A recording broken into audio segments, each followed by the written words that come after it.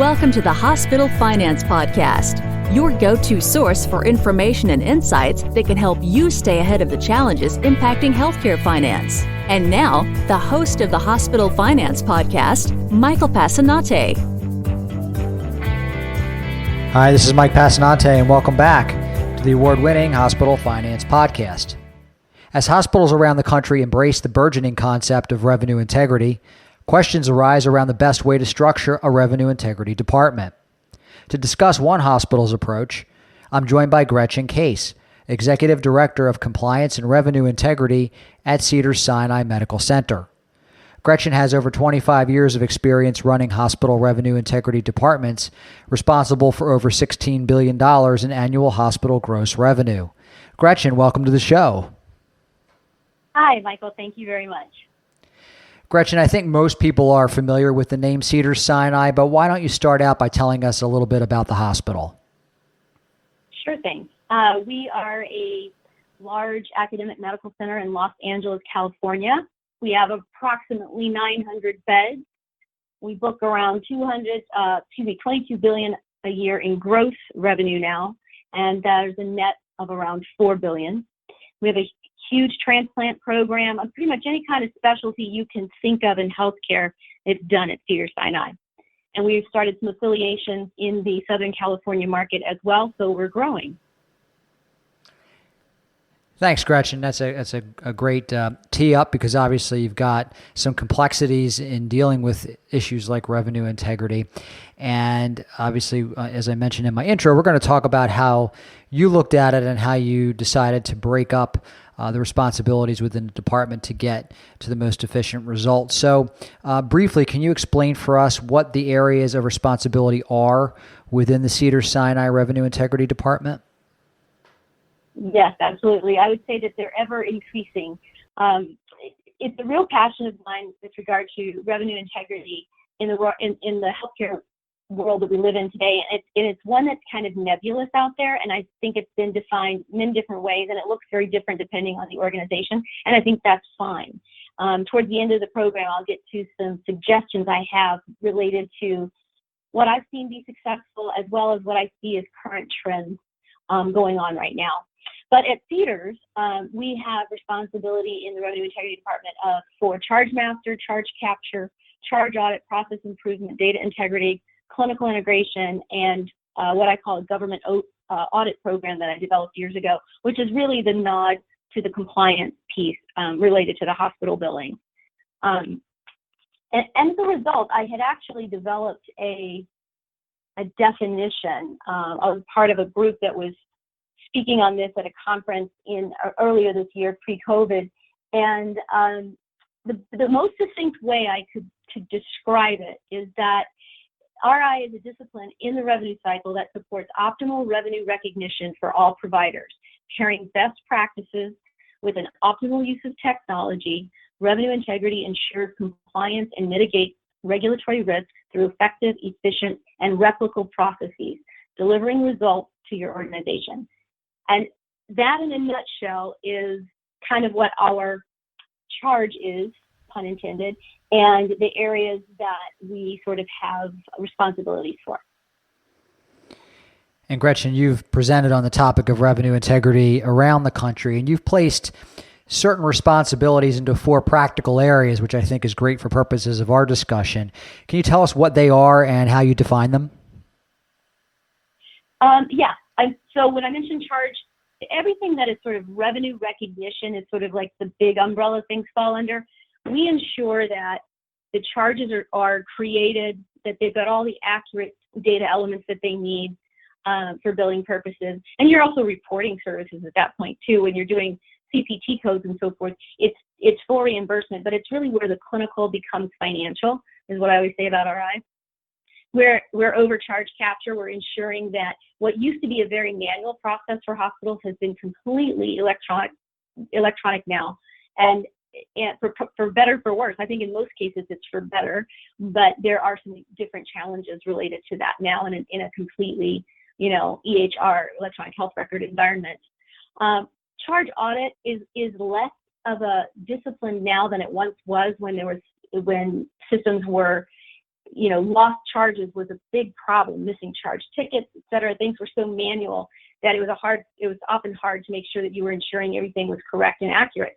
So what we've done with that expertise, though, which is typically sort of like RNs and nurses that want to do something other than clinical nursing, even some physicians, they have the ability to look at a chart clinically, but also understand how it needs to be represented in terms of charges and revenue. So that team we use for special purposes now, sometimes compliance, sometimes charging. In older days within RI, those were often looking for mischarges. Now it's become a little bit more around accuracy and completeness. Data integrity is something really important now because of how electronic we are. You'll obviously hear that theme in everything I talk about. But to produce one claim, up to 12 different systems can be involved with posting charges or claim scrubbing and submission. So there's how the numbers make their way through the system is very important. That's what we call data integrity, making sure that it gets all the way through to where it needs to be accurately. And then compliance, that's a huge piece. And I think it fits very well within the RI structure because it informs everything you do. So when you're doing revenue codes and a charge master or CPT codes and you're doing modifiers and all these other things that where the reporting of services becomes financial and based and created for reimbursement, you have potential risks there, especially with CMS programs like Medicare and Medicaid or Medi-Cal in California. And so having somebody that understands all of those requirements, being the person that is creating those things, is very important. So those are the main areas that we work in. And you've described the functions of your team in a couple of different ways. You say they're architects, for instance. What do you mean by that? Yeah, well, it's more interesting than the titles of data integrity or charge capture or charge audit. So we call them architects, air traffic controllers, law enforcement, and accountants for fun. Architects is probably my favorite area. I do come from a family of architects, so maybe that's why I named it that. But if you have a strong beginning and backbone, as in the charge master, it just facilitates so much through the billing process. So we have charge master, we have fee schedules. These are all sort of the tools that you have to build the environment in which you're going to record your revenue. So that's kind of how I always describe the architect. You're building it. How are you going to charge for surgical services? How are you going to charge for your cath lab services? You're going to do it by time, or you're going to do it by procedure. These are questions that you have to answer, and your choices and your answers to these things are very important. And that's where you become sort of an architect of how it's going to come together. Air traffic controllers is a fun one because I mentioned earlier the multiple systems that can be involved with the generation of just one patient claim. We, on my team, felt it important to become certified in our areas of expertise. We're an ethics shop at Cedars, and so many of us went ahead and got certified in the areas that we deal with most because we really wanted to understand how this mysterious, I call it the ghost in the machine, how the ghost in the machine works. And in a new age of the electronic transmission of data, you really need somebody in there understanding how these things are flying around in the system. And then you got into law enforcement, which is always a fun term for revenue cycle. Tell us about that. Well, this is a unique one, and I find this in what I call, and I've written sort of about a very mature revenue integrity program. So the first pieces I mentioned about charge master, capture, audit, review, all those protocols and so forth, that's sort of like the bread and butter of an RI program. If you get into law enforcement or compliance, you really have a mature program. Sometimes it sits over in internal audit, sometimes it sits in the world of compliance. But there's been a lot published lately about how having people with the expertise that revenue integrity folks have, being the ones that are also doing the self-auditing review, is the most effective. So something I developed at Cedars-Sinai about, 7 years ago was something called the Government Audit Program, or GAP for short. What we did is we took it on in RI, developed a small team, to standardize our approach to all external government audits. We don't do commercials, is sort of the denial management. That's over on the side. We do work with that sometimes, but this is more focused on the government side. So what we do is we conduct our own self-audit. We mirror them pretty much to the way that an OIG audit is done. And we have a plan for the year. And some of them are evergreen, like we check our certain issues are checked annually, certain issues are checked as they come up of areas of concern or interest. And then we also bought a database, built it up so that we can identify what is at risk for the organization at any point in time relative to the type of audit that is being conducted. So if it's a RAC audit or an OIG or a MAC, even an internal self-audit, all of these things are categorized and financially put into the system so that we understand what our risk is. And it's been a very successful program. Not only in mitigating our risk, we've been advocates on behalf of hospitals with regard to issues and challenges we find within, payment structures, if you will, or NCDs and so forth. We've been challenging for coverage decisions at a national level. And it's also provided the financial leadership of the organization the information they need to understand what our true risk is at any point in time financially. So that's been an interesting program, and one which I hope to see RI departments kind of fill out and fully develop. And then your accountants. That seems pretty straightforward, but what do you mean by that? So any RI program, even though we're electronic and you think that everything will work perfectly in an electronic environment, we all know now that it doesn't. It works better, and I am a big fan of it, but nothing's perfect. One of the things I think is a discipline that's near and dear to the heart of most RI professionals is the need to show the value that you bring. So in my department at Cedars, we have process improvement programs, we have a code-based reimbursement program. All of these things are looking at and identifying the potential revenue loss that we've found and that we've mitigated and that we've returned to the bottom line. So each year we have a budget numbers that we're going for. We put in programs and we leverage the system in order to fix errors that we find, and then we track the net revenue impact of that for a year. And it's been a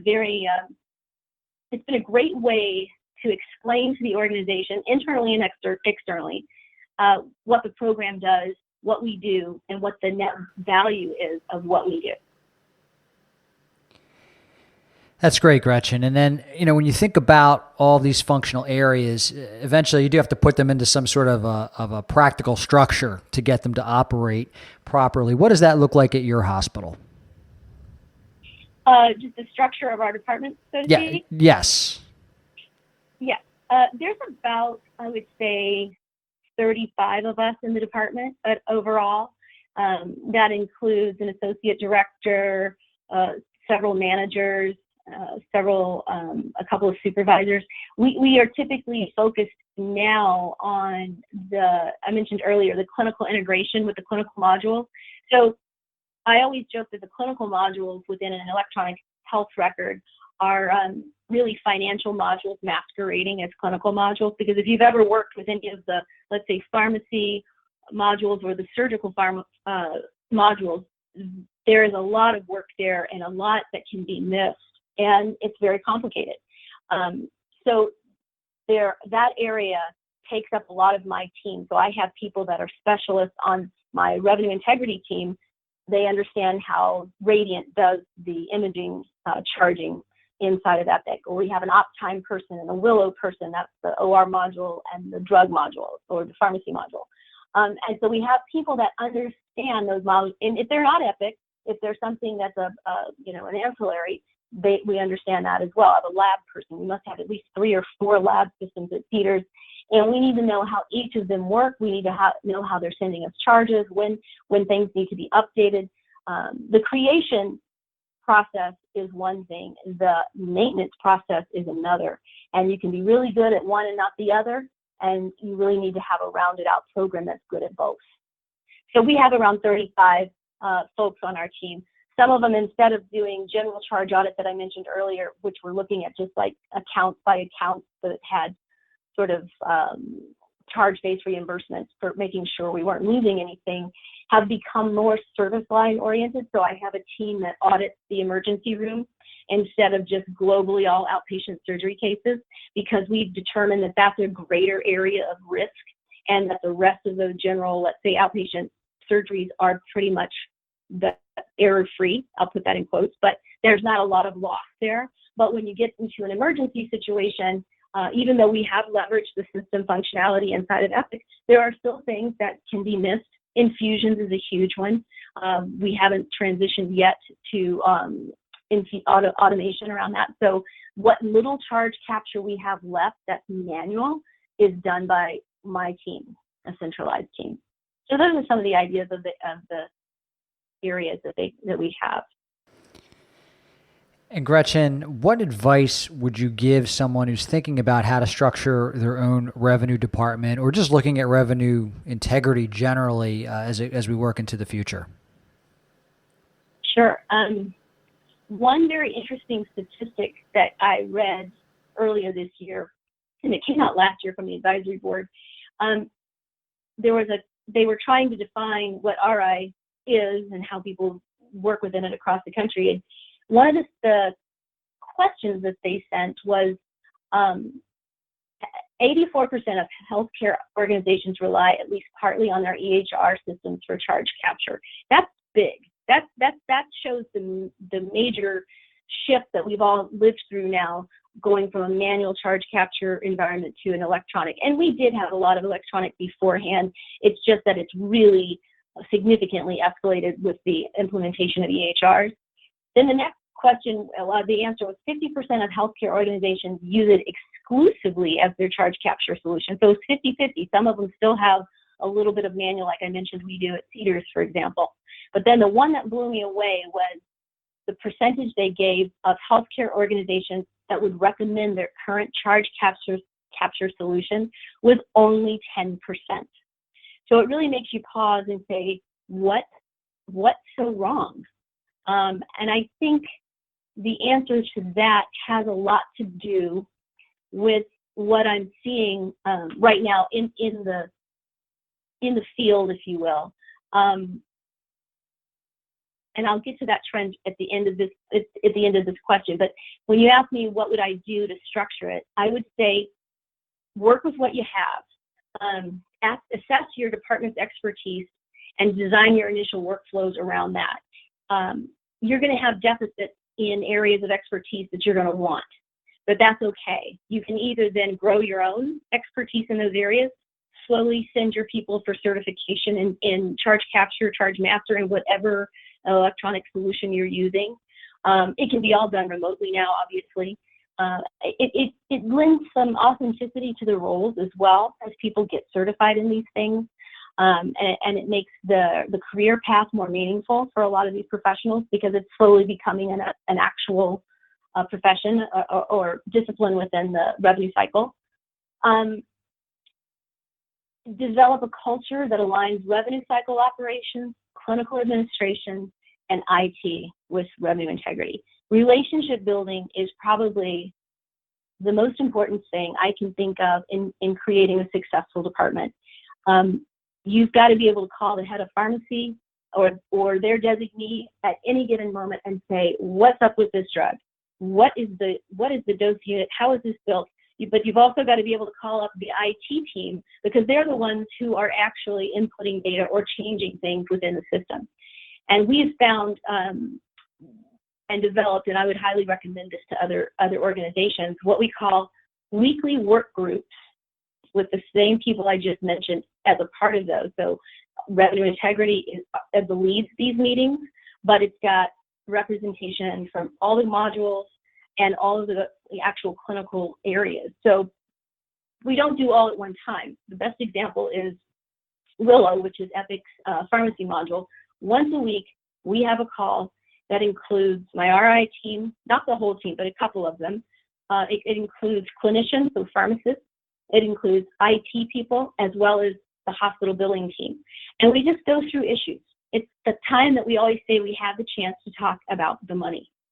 And these work groups, they're not committees, they're not task forces. We just wanted to fly low under the radar. It's not a big deal, but it's a chance where we get to work together to answer the questions of problems, because otherwise you're dealing in a situation where you have nothing but email communication, and issues that are too complex to really follow in email get really lost over time. So we keep minutes, we have a work list that we're working down. Things are kept on it until they are resolved. Everybody's aware of what their responsibilities are. And we knew we had hit pay dirt with these. This has been going on now at Cedars for several years. When the first call we had over 21 participants call in, and we were shocked. But it was a perfect idea, because it's a parking lot for issues that impact the rev cycle and revenue integrity, but are really not in our control. We can't go into the system and fix something. We rely on others, and we rely on others' expertise, for example, a pharmacist. So these are some of the things that I would suggest about how you would want to structure and some of the work that you'd want to do. If it's okay, I want to talk about a trend that I see and something we've done to sort of address it at Cedars. Of course. I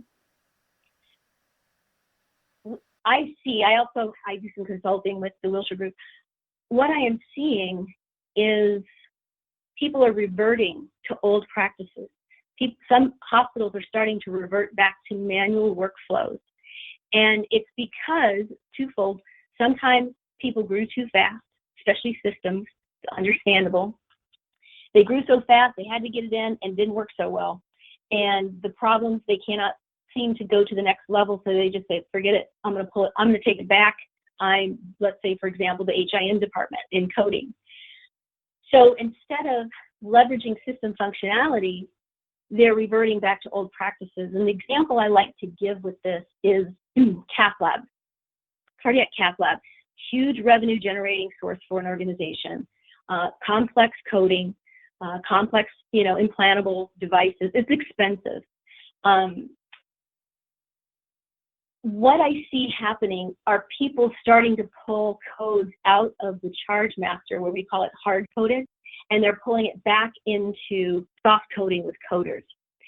So what we've done at Cedars, and it's been super successful, is myself and the executive director of HIM, who we've worked together for years, came to an agreement, handshake. All right, we're going to pull the codes, CPT codes, et cetera, from the charge master, and we're going to trigger charges out of the system. We're going to let the system post charges. And everybody kind of gets really scared there, because charges equals codes.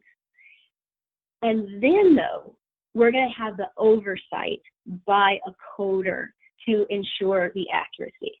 So what you've done is you've gone from 100% manual process to leveraging the system to now having pretty much one FTE required to do the review. And on average, there is a 10 to 15% error rate. So you're now only manually touching 10 to 15% to do corrections to charges and codes, versus having it manually posted 100% of the time. It's just one example of a real impact that an RI program can have on both efficiency and reporting the revenue. And that's just something we see a lot of the time, meaning that sort of reverting back to manual processes. And I just really want to encourage organizations to keep moving forward, keep using the system, go deeper, don't go lighter. And it's been a big success for us at Cedars.